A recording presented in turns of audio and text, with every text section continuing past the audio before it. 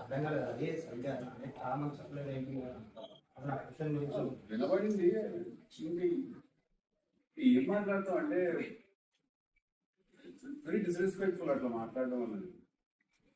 Mic ఉంది కదా అని చెప్పి అండ్ తను అడిగి నవ్వుతున్నారు కూడా మళ్ళీ. మైక్ ఉంది కదా అని చెప్పి ఐ డోంట్ థింక్ అలా మాట్లాడడం కరెక్ట్ ఏమో నాకు అనిపించదు. మరి I don't know if it sense. ఇంకా నేను దానికి ఏం రియాక్ట్ అవుతాను, దానికి ఏం మాట్లాడతాను, ఇప్పుడు దాని discussion I don't want to involve discussion. నాకు దాటే అనుకుంటాను. సినిమా కంటెంట్ గురించి లక్కీగా మాకు ఏంటంటే బజ్ వచ్చింది ట్రైలర్ వల్ల.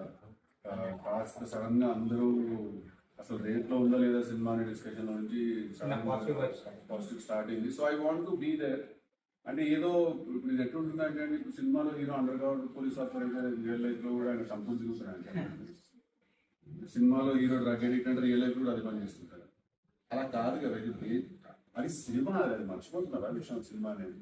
సో ఐ ఫీల్ దట్ ఈ కాన్వర్సేషన్ చేయడం కూడా ఇది చాలా బేసిక్ కాన్వర్సేషన్. ఇది నాకు పర్సనల్ గా నాకు ఏమనిపిస్తుంది అంటే జస్ట్ బికాస్ మైక్ పట్టుకొని మన చేతిలో మైక్ ఉందనో లేకపోతే హీరో అక్కడ కూర్చుని ఉన్నాడనో లేకపోతే ఎవరైనా ఉన్నారేమో మేము ఆన్సరబుల్ పొజిషన్ లో ఉన్నాం కదా అని చెప్పి అలా అనేయడం కరెక్ట్ కాదు. That's not right.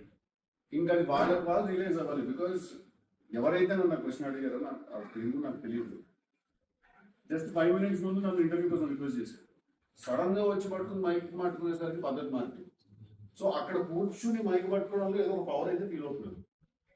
ఇక్కడ ఉన్నాడు, సినిమా ఉంది, ఇప్పుడు ఇతను కరెక్ట్ గా సమాధానం చెప్పకపోయినా ఏం చేయకపోయినా సినిమా తీసుకుంది, ప్రొడ్యూసర్ డబుల్ బెడ్ తీసిన సినిమా, ఇదంతా కూడా ఒక big things are at stake, right? So అదేదో ఒకటి జరుగుతుంది. But that's not healthy. That's not healthy at all.